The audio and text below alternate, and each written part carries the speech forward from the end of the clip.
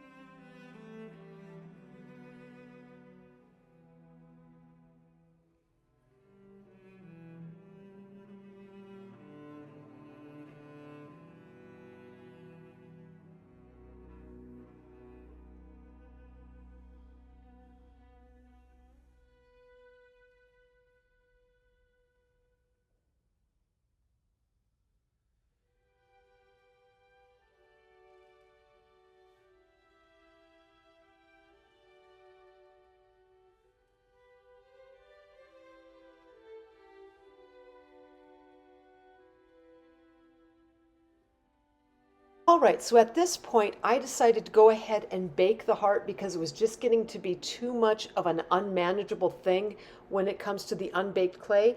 And I was looking at it and I thought, you know what? I need to add in some extra hearts. So I brought in some of my kind of deep maroon type clay here and my light pink and decided to take my heart Kemper cutters and cut out a bunch of different hearts. And when I was doing so, I thought, oh, let's cut out some little hearts inside of the bigger ones. I thought that could be kind of fun. It might be an added feature I could add into the overall bigger heart once I get it baked. Now, once those are baked, and this is what's happened right here, these have all been baked through entirely. I was looking at the hearts, I thought I could use a few more. And I have a little bin of extra hearts. I have a little plastic container of it, and I thought, let's go ahead and look through there. And I had some really fun ones, some stripe types, some extra different colored, lighter, more bright red, if you will. I had some purple. I thought, let's just bring some of these out all together and add them into my overall design here, which has been thoroughly baked through now. And when you bake these hearts, bake them at 275 degrees for about 10 to 15 minutes.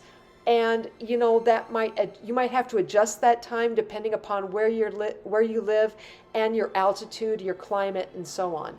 Anyways, from here I'm going to bring in some of these hearts and I'm going to start gluing them onto my heart here using my super glue. Now, I know some of you are going to be like, okay, why don't you use your liquid clay? And listen, I don't have to rebake this thing again if I can help it. So if that's the case, I'm going to bring in my super glue. Besides, this is not a necklace piece. This is not a pendant. If this was jewelry, yeah, I would be like, okay, let's see if we could do more of a clay to clay bond. But since it's not, I can bring in a little bit of super glue and glue these in and it'll be just fine. Anyway, we're going to glue some more of these hearts in. And then once we get those glued in, we're also going to bring in some nice clear rhinestone chain and add that into part of our heart in the designing of it. I'll also glue in the top parts of where we're going to be having our hanging mechanism for our heart and doing it on the bottom as well. Anyway, from here again, I'm going to go ahead. I'll let you guys just watch my hands talk as I finish up this first heart ornament.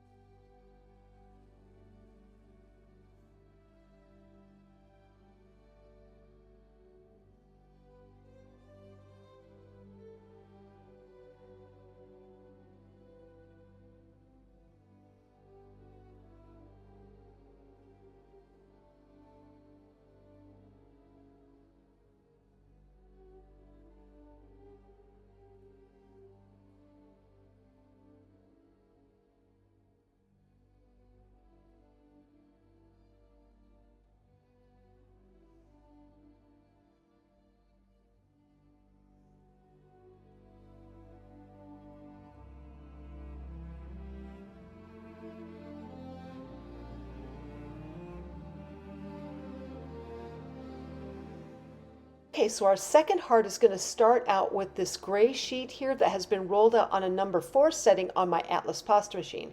And we're just going to cover the entire thing, but this time around, what we're going to do is we're going to lay it on one side and then fold it over with the heart in the center there. And then just kind of mesh the clay around on the edge and then take your scissors and cut it all the way around. Now, I like this method better. And part of it is because I'm bringing in, that Skinner blend on the first heart was kind of a little problematic on the back side.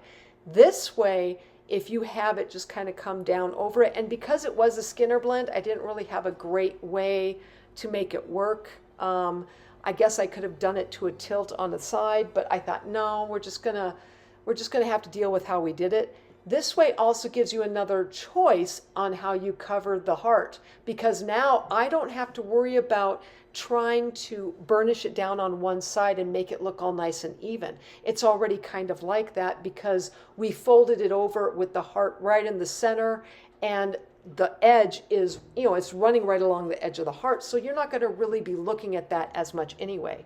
Besides, you can bring in your burnisher, burnish up the sides so that there's no lines at all, but you can also bring in, like I'm bringing my canes in on this heart, and we're going to start with this particular segmented petal cane. I also thought, let's go ahead and bring in some bullseye canes. Let's really have some fun with this second heart and use my canes to their utmost ability in covering this second heart. And there's some really nice pattern you can create with your segmented cane, and I'm also going to bring in some bullseye canes. I mean, you could have a lot of fun here. So I'm going to go ahead, I'm going to clay up this heart, and I'm going to let you guys watch my hands talk as I do so.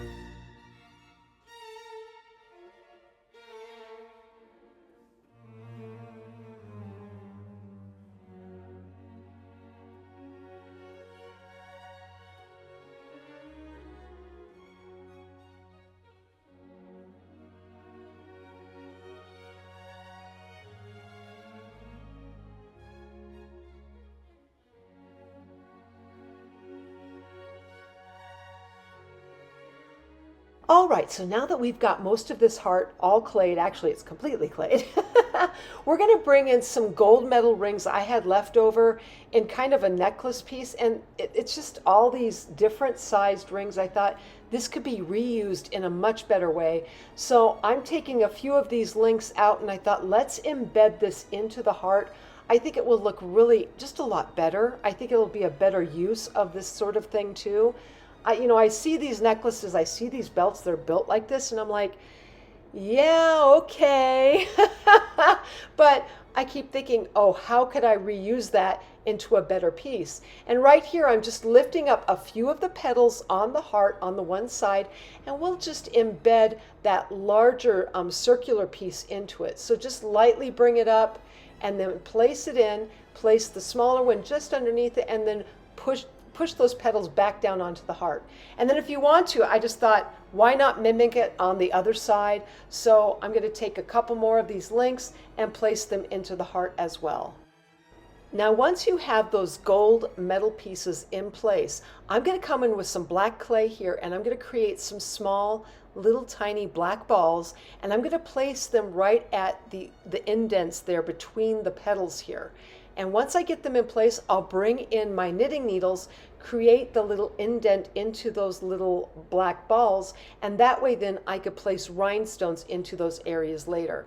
Once I got that done though, and I'm going to take that all the way around the heart, I'm going to come in with my needle tool and recreate that hole at the top of the heart and at the bottom. Now, once you have those two holes recreated once more, I'm going to bring in some of that silver clay, and you could tell there the diameter of that little ball was about 1/4 of an inch.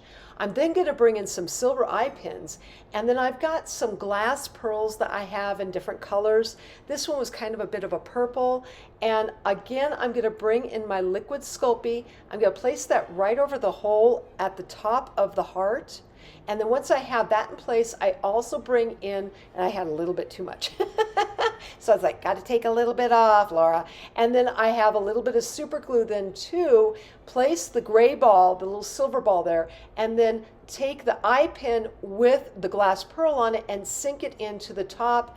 Use a little bit of super glue here and there where you think it will work, and then push that down into the top part of the heart. And then when it comes to the bottom part of the heart, you're going to mimic the same thing.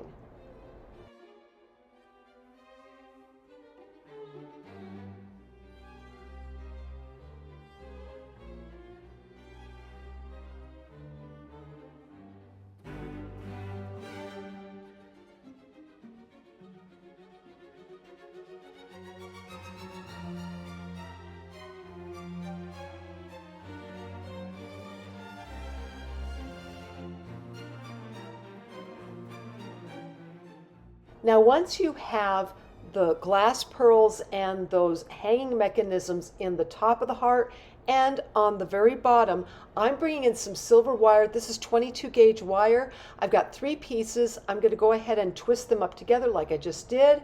Use a little super glue to make sure that where I cut off the extra, that'll stay together, and then place that into the top part of the heart. And we're going to create some nice little curls off of that, and then do the same at the bottom as well.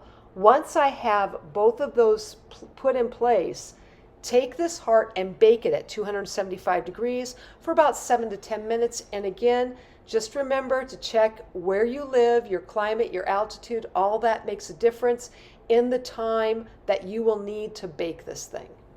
From here, I'm going to go ahead and I'm going to curl up some of these wires. I'll then add in some pointed back rhinestones into the little black balls that I put onto the heart.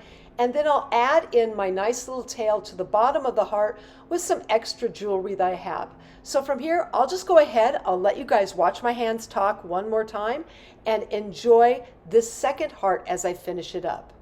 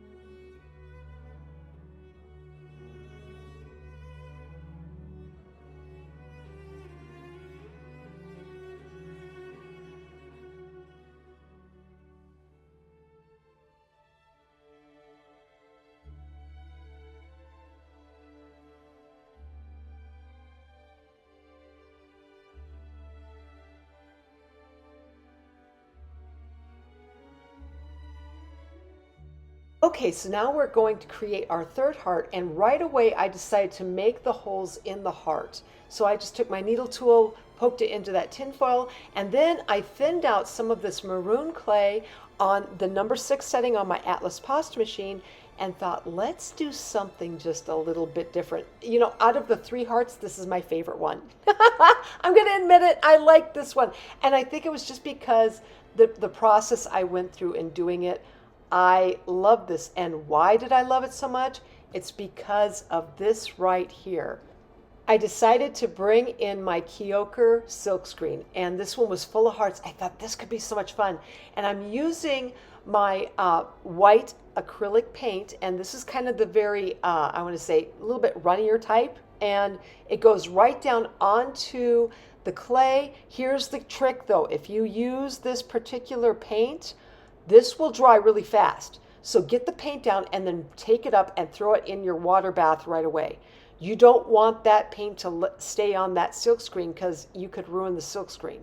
So make sure you wash it right away. As soon as you get the pattern down, wash it out and then let it dry.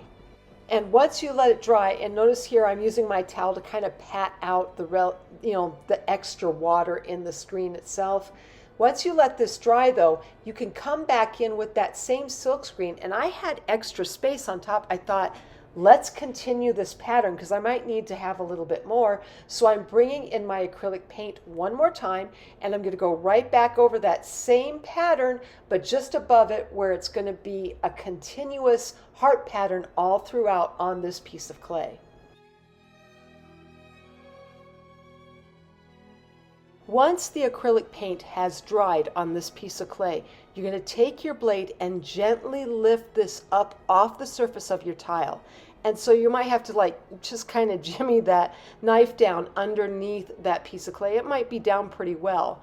And then once that's done, you're going to take your tinfoil heart and you're going to fold this piece right over. So one on the top there, and then fold the rest of it over, and then gently just kind of make sure you get all the side seams all put together really nicely. When you have that together, I brought in my scissors, and I like to kind of fold in that clay a little bit, make that crease right on the edge of the heart all the way around. This way then it gives a nice definition as to where to cut too, because then you could bring in your scissors and then gently cut around on that heart. And as you go around, you're going to get you'll get a nicer form, and then come back in with that scissors and cut it even more so, cut more of the extra away until you have a nice formed heart and you have that pattern all throughout. I love this. I kept thinking, okay, how many other patterns do I have? Okay, let's go and make more. I started getting nutty, I was like, okay, this is crazy. But then I decided, okay, I like this pattern, but I didn't want it throughout the whole thing. I wanted to add in some extra. So I brought in my turquoise clay and just made a strip of it around the bottom and decided to make this plain. This way it would break up all of that pattern. I mean, pattern's nice, but you need something where the eye can rest. And this turquoise seemed like the perfect solution. Once I had that piece of turquoise formed around the heart though, I decided I was going to bring in one more pattern. And this was I want to say it was either a week ago or a few weeks ago, I had somebody ask me, okay, what do I do with my kaleidoscope canes when I'm done making them? Because they had looked at my video on the kaleidoscope and they're like, okay, now what? And I thought, you know what? Let's bring out one of my kaleidoscope canes and use that in this project. So what I did was I cut slices from my kaleidoscope cane and placed it into that nice blue turquoise field and created a nice pattern from it. So just slices of it, placed it pretty much on point, as they say, towards the point of the heart, and then did that all the way around. But after that, I started to add in some jewelry, a little bit more doodads, some flash, all that kind of thing. And in that regard, I'm going to go ahead and one more time, I'm going to let you guys watch my hands talk as I put together this final heart ornament in polymer clay.